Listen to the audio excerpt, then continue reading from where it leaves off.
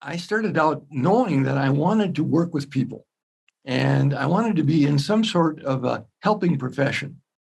After going through 4 years of undergrad and 5 years of grad school and internship for a year and all of that, I decided I didn't want just to be a psychotherapist that was essentially a talking head, sitting in a box all day long, working with people.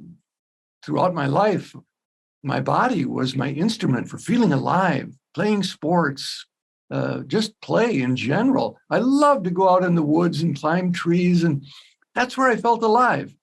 And I didn't want to isolate the human condition into just talk. And so I actually stepped aside. After getting a PhD, 2 days later, my wife and I got on an airplane, went to Africa. We wanted to get back to the roots, back to feeling alive and being with the earth. And that's what I did. When I came back from Africa, we planted gardens. And then what came across my screen, although we didn't have screens at that time, except in the movie shows. I'm dating myself here. But back in those days, I started to hear about bioenergetics and Gestalt and therapies that used the whole body. And I said, okay, now I'm interested. Of course, the only way to learn or to do these kind of practices is to experience them for yourself and do your own actual work, not read it from a book or just take classes. And so that's what I did for a number of years. But then, of course, Tai Chi was another favorite practice of mine, had been doing for a number of years. And our Tai Chi teacher came from New York City, and he said, well, I have discovered and worked with a method called rebirthing. And I recommend that you all try that. Well, of course, I was intrigued. And so we brought the first rebirthers to our city. We lived in the Midwest and still do. And the rebirthing session was essentially a session in faster than normal breathing, guided by a practitioner who had some experience in that. And I said, wow. I said, this is incredible. Here it is, right under our nose, literally, that key to aliveness. And so I went back. I was already teaching bioenergetics, and Alexander Lowen, the founder of bioenergetics, was a great proponent and believer in the power of the breath. So I was already introduced to that along the way, but not focusing that much just on the breath. And so I went back to my regular Monday night bioenergetics class that I was teaching, and one of the women in the class fell on the floor and started breathing fast. And I said, okay, now either I tell her to stop doing that, or I coach her just as I had been coached in how to release on the exhale, in other words, how to ride the wave and come out the other end feeling more safe and a greater sense of vibrancy, which happened in front of the whole group. And so it's like, I guess I'm a breath worker. Of course, that was not good enough. I had to go to every training that I could go to. And that time, there weren't trainings all across the country. There were some in California. The first one I went to was in Mardi Gras in New Orleans with Leonard Orr. It was wonderful. New York City. So soon I knew that this was for me and there was no turning back. So I did everything I could to learn, practice, and then eventually begin to teach and share with others about the power of the breath and how to coach. Well, this went on for several years, and there were a number of other coaches. There was the International Breathwork Foundation sponsored a global conference every year, Global Inspiration Conference. And, well, I'm going. Where is it? In Italy. Okay. And off to Italy. And, that was like heaven, because there was all these people from all around the world who were lovers of the breath. Oh, my goodness. This was wonderful. Well, it was kind of like a jamboree where everyone was invited And any kind of practice was fair game, and we all learned and shared from it. However, as that went on, after a couple of years, I saw, well, there were some people practicing in ways that I wasn't sure how safe that was for everyone. It might have worked for them and their friends, but some of the people that I had worked with, I knew that if they were exposed to that, it may be more traumatizing than it would be healing. And I talked to a number of elders at that time, back in 1997, and they agreed. And so when it was my turn to bring the Global Inspiration Conference to the United States in 2001, it was the first time it was in the Western Hemisphere at that time. I was so fortunate, or maybe it was deigned, that I met Jessica Dibb, who had the same vision as I did. And so at that conference in 2001, we brought together people and talked about creating an organization that specifically helped set standards of training and ethical principles for breathwork. In other words, to make it more of a true profession that could be accepted in all quarters of the mainstream of life. Because a profession requires, it's basically a contract between a group of practitioners and the general public. That contract is that we will give you these services in exchange, and we will maintain safety in this practice, and we will monitor our own practitioners by giving them the training and holding them accountable to a set of standards. And none of that was happening at that time.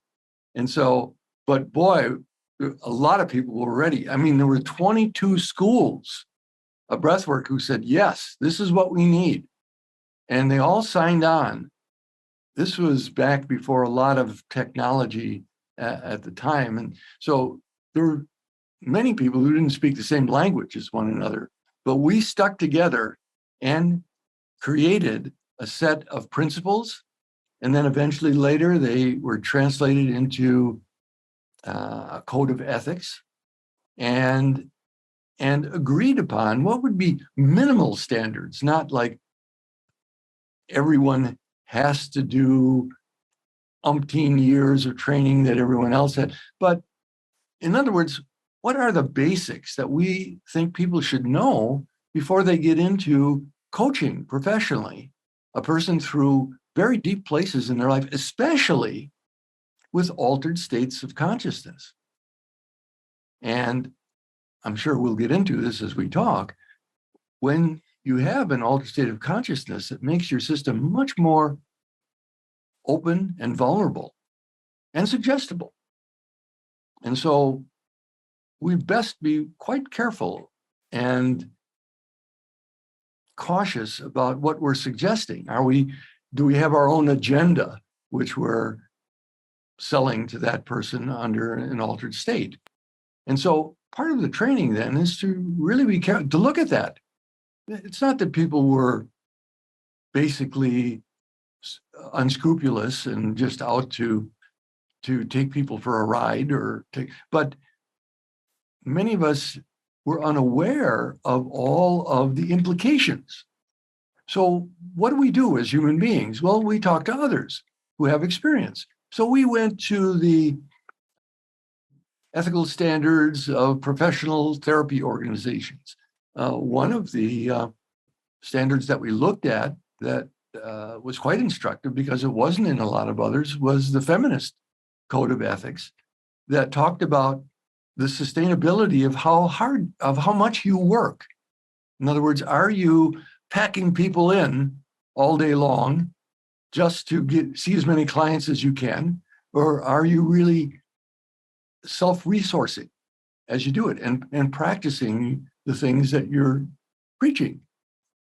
So we brought the best of what we could together. And as it turns out, right now, we are, after all these years, we're looking to look at it again with a fine-tooth comb, because there's many other things that are in our purview now that weren't back then. For example, doing virtual breath work. That wasn't, I mean, if you would have said that at the time, I would have said, well, no, that's, you have to be there in person. How could you possibly have all the nuances? But after practicing and seeing, and then having safeguards, because now if I do virtual breath work, I have that person prepared for what happens if the internet goes off. What happens if we get cut off? What sort of resources do you have available to you? And how can you get in contact with me in multiple different ways? So I want to backtrack just a little bit because I teach courses in ethics. And so, of course, I've done a lot of thinking about it. Like I said, if you want to learn something, try to teach it. And so there are aspects to ethics that Kylia Taylor introduced. Now, Kylia Taylor was a holotropic breath worker who wrote a wonderful book that I totally recommend called The Ethics of Caring. And she is the one that talked about how ethics in breathwork is very similar to ethics in other healing professions, except for the fact that we're taking people into an altered state of consciousness. And she talked about the importance of having a fine-tuned inner moral compass. And this inner moral compass is something that we don't have to have a code of ethics next to us and we're looking, now, let's see, is it okay to touch at this point? We're operating in the moment with people. Things are coming up second by second. And what's my inner sense of rightness or wrongness in this? And how do I check in with that? And how is that based? I have a colleague now who is wonderful practitioner. She started out doing most of her work actually virtually, but she before this was in the field of finance, and her supervisor told her, "You have too high of a moral compass to be in that field." So, okay, well, she gravitated to something that was actually more akin to her spirit, which was helping people, where this moral compass was very important.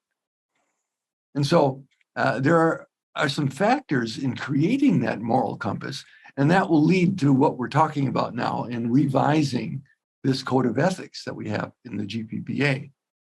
So one of the factors is, well, what is your view of reality in life? There are people who come from very materialistic or rationalistic. What I see and what I can prove scientifically, that's the truth. There's people who come from an evolutionary point of view. Well, what was ethical back in those days is no longer ethical now. There's people who come from a reincarnational point of view. Well, we're bringing in things from other lifetimes, and probably closest to mine, I would call a holistic point of view, which is there is body, mind, and spirit, and things happening on all of these levels.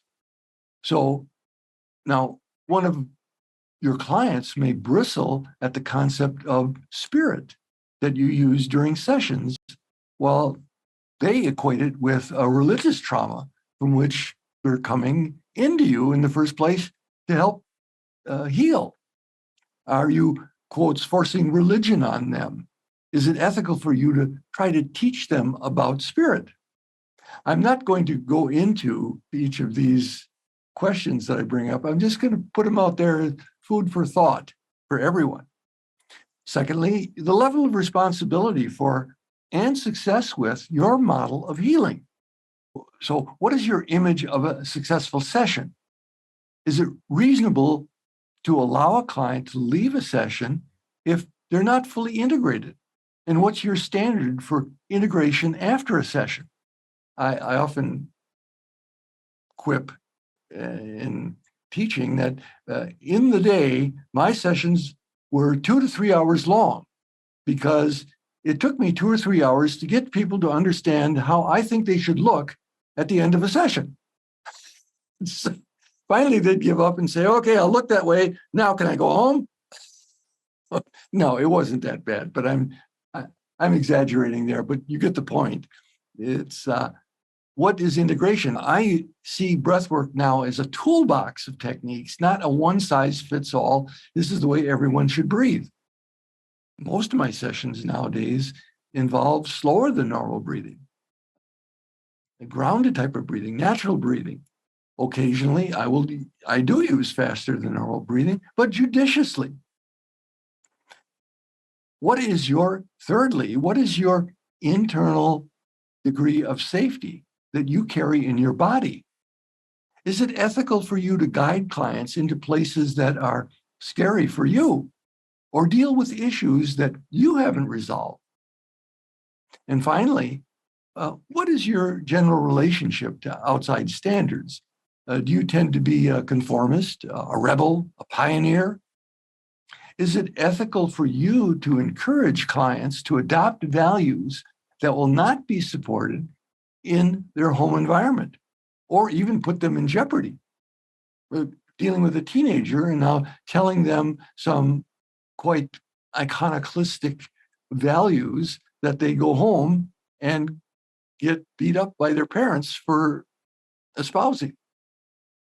So the keys to professional ethical behavior are authentic caring for yourself and the other, coupled with a willingness to examine our own motivations, a willingness to tell our truth to ourselves first, to our peers, to our clients as appropriate, not too much self-disclosure that's not appropriate, and a willingness to ask for help and learn through observation, consultation, training, and peer supervision. So those are things that go into what I call the building blocks of your own moral compass. What are the basics here? Well, what is breath work? I always tell people, if you're going to be ethical, you got to know what your product is. Are you selling a panacea? Are you guaranteeing results for people? Are you telling them, oh, yes, the breath cures everything? Cancer, no problem. Whoa, wait a minute. The breath will help people get resourceful, but we don't determine their path in life. Their path may be one of a peaceful death. Their path may be one of resolving things. And here we're trying to get them to keep breathing and at all costs, no matter what. And they're looking for peace and in a transition in this life. So first of all, breath work for me is about evaluating and coaching a person in how they're breathing on the pure physical, mechanical level to help free that system.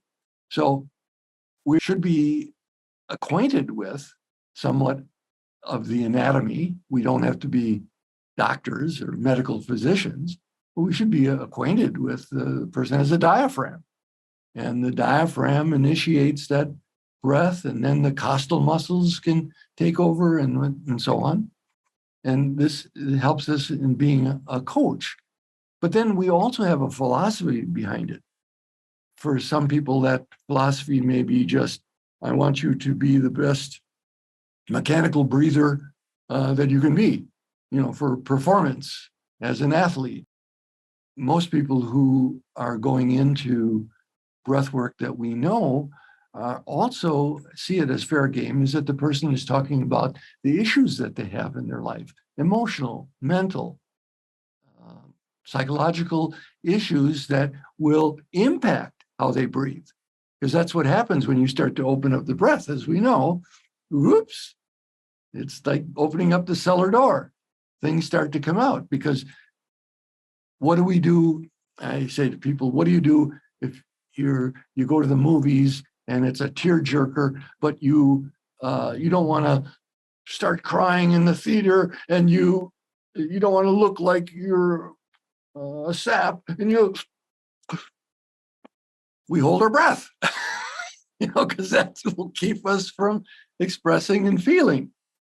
And so what happens, we're teaching people to feel and express, well, emotions are going to come forth. So what is our philosophy, and are we transparent about it? We're not about changing a person's religious beliefs, because I believe, regardless of the religion, feeling alive and resourceful and integrated isn't against any religious principles that I know of. In fact, it helps you become a better practitioner of whatever denomination you are, because you're more alive and resourceful and aware and self-aware. And so we have the focus on the breath, and we have the teaching about the mechanics of the breath. We also have a philosophy that we should be aware of.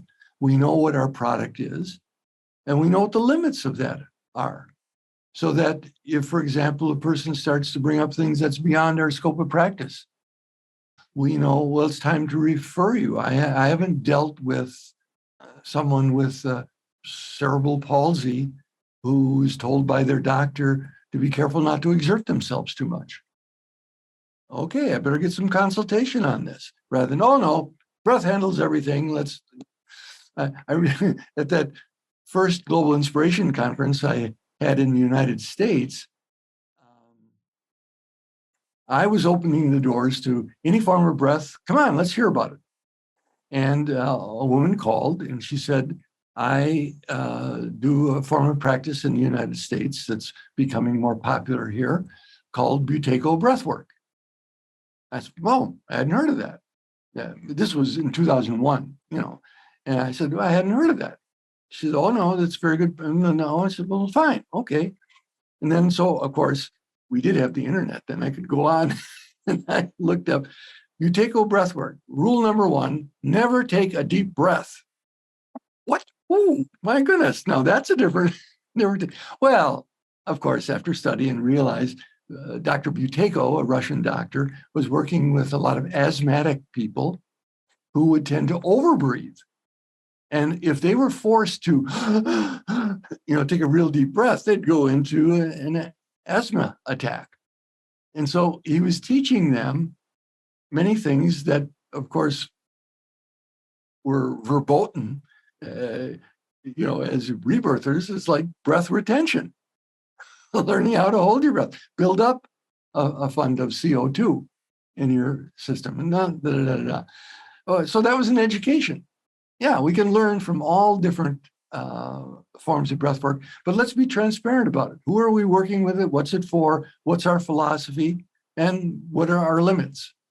Do we work with people with COPD, with problems and obstructions of the breath, or diseases of the tissues in the lungs? Now, personally, I believe that judicious use and awareness of breath is important regardless of what's going on with us physically. Even if it's stage 4 cancer, whatever it is, our breath can be a healing agent, but not a one-size-all-fits breath that we're pushing people to do things. So it behooves us to educate ourselves in this. And that's part of what the GPBA is looking at, is what is the scope of practice and what is your training? And how can we help in that?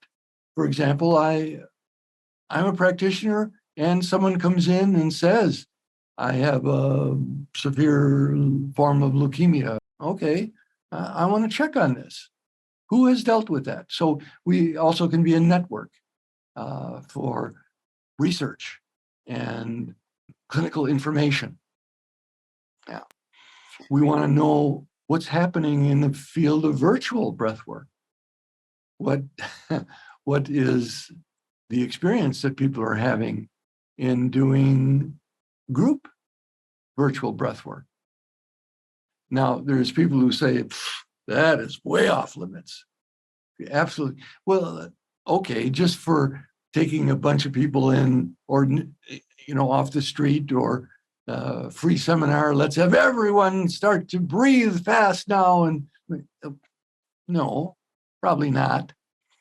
But we've discovered ways to monitor people, even if it's a group that's breathing. putting them in individual breakout rooms that are monitored by practitioners who are covering maybe 3 or 4 at the most of those breakout rooms at the same time. So all sorts of creativity comes up about how we can safely use breath. What happens with people who have had experience in Kundalini work or with tantric work and the boundaries around sexuality?